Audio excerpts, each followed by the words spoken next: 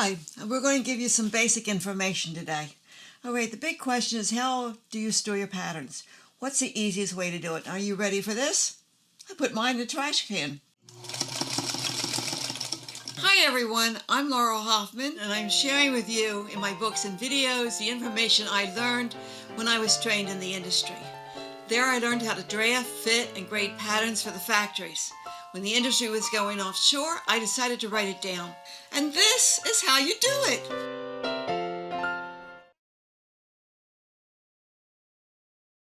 And here it is right here.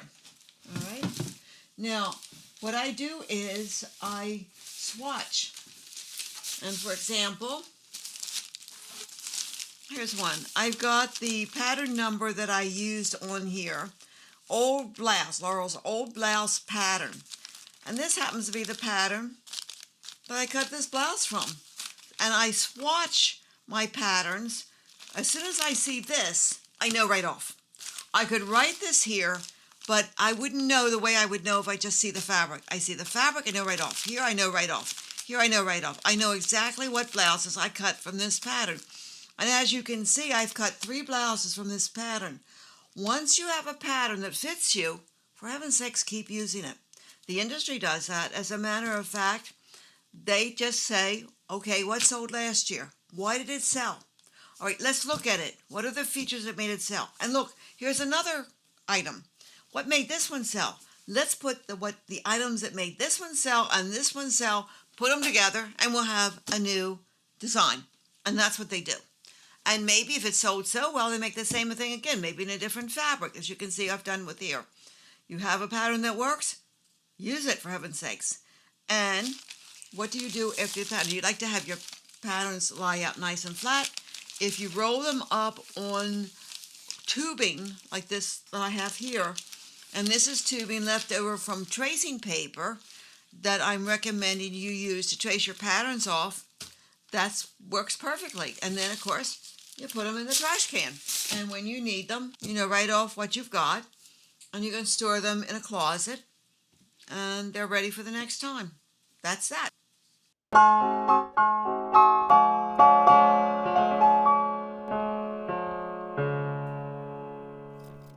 Armhole notches are a big problem for everybody. At least that's what I found out in my classes.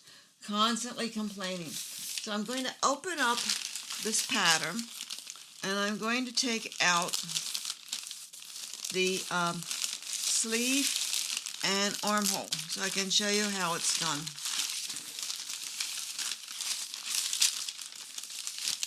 Here's the sleeve cap. Take that out of here.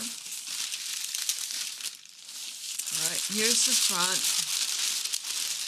You can see how rolling them up keeps them really nice. And when you want to use them again, they're ready to go. Here's the back. Get that out. And I have copies because when I cut them, I cut the blouse with tracing paper. So I saved the tracing paper that lay underneath the cut so that I would have them to use in future on the future blouses. All right, so here is the armhole. All right, this is the front. All right, and when you walk this around, you want to have this marked on a 3/8 inch seam allowance, of course, because that's the seam allowance you're going to be using. And you walk it around. When you get to here, now this is right on top of this, but it actually, you need to have a little more ease in the sleeve cap than you do in the armhole, so that should be there instead. So that puts a little ease in it, and then you walk it around some more. And that's coming right to there without any ease. So let's see what happens if we can bring it on around. It has to be the same edge to edge as you're doing it. All right, and that comes to about there. This is the cap of the sleeve. So I've marked this because this would put ease in through here. So I want to see how much ease is in the back as well. So this sleeve sews into the front with almost no ease. That's what I've just found out. Here is the back armhole, and I'm going to walk the sleeve around this as well. I can't tell you how much of this I did in the industry. Believe me, it was just all the time. It's out of the way here. All right, so now I'm walking this around. I gotta start over. It's not working very well. Okay, and you'll start over. Believe me, you see me start over, you're going to do it too.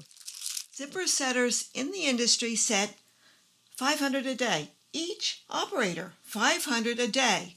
So it's obvious that they know something that the home sewer doesn't know. That is why I wrote this book, 6 high-end zipper sets. It's available from Barnes & Noble, and in it has 6 different zipper sets. As you can see, these diagrams are all to scale. So they look exactly the way your work will look when you finish setting your zippers. And you'll be able to follow it step by step. It shows you just what feet to use. Here is the adjustable zipper foot, which you can use on a featherweight or any other sewing machine. The industrial, if you happen to have an industrial sewing machine, and the narrow snap-on foot, which I highly recommend. At the end of each chapter are mock-up patterns that you can use to practice setting the zipper. This is my own method that I developed for my degree students. They were forever using invisible zippers because they said they were easier, but they were putting in by hand, which didn't make any sense. So I wrote my own version, and as you can see, if you use my version, not only will you be able to get in a perfectly invisible zipper set, but you will also be able to match it. Are you ready? It's lined. The zipper book is available on Barnes & Noble. When you're done, you will have a professionally set zipper because this is exactly how it's done in the industry. And everything in my books is high-end. These are the procedures that are used to make clothing that costs thousands of dollars, which you can have for a minimal amount of the cost if you buy my books and follow the instructions that are in them. They have been tested over and over again over the past 30 years by professionals and others, including design room personnel. The industry sent in design room personnel to learn these skills from me, and this is what you'll be learning too. Thanks for watching, and good luck. Just edge to edge. Now there's 2 notches in the back, and that tells you that's the back. Now there's no ease in there at all. Usually I like to have 1/8 of an inch ease in the sleeve cap there, but there's no ease, and it's apparently because there's really not much ease in this particular sleeve cap, which would make it very easy to sew in. All right, now there's some ease in there. See that little tiny bit? So I'm going to slide it back. All right, so I've got the notch over the notch, and I have arrows pointing to the notches so I know to clip them. It's just a little snip of the scissors. You don't make the V-notches. The V-notches are made when you want to mark a center front or center back, or that you've made a mistake in the notching in the fabric. But most notches are just a little tiny snip. That's it. That's all you need. Okay. Around we go, and around we go, and around we go, and there.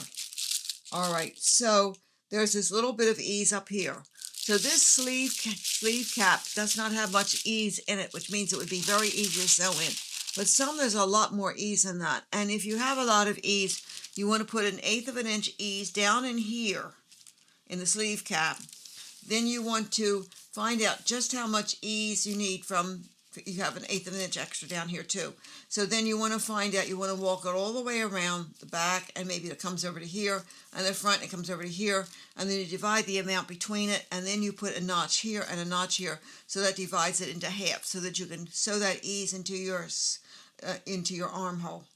All right, and that's what you do with sleeve caps. And I hope I made this clear because I showed it over and over again to my students, and these were graduate level students, and I had to show it a lot of times to them. So this isn't easy, but if you get this right, you'll be very happy with how much easier it will be to sew your sleeve caps into your armholes. And I know this is a problem for a lot of people. So I hope I've helped you, and leave your comments in the chat, because if you need to see this again, if we didn't get it so that you could understand it, we need to know. We need to know your reaction so that we can get these things right so that you can do this. And thank you for watching.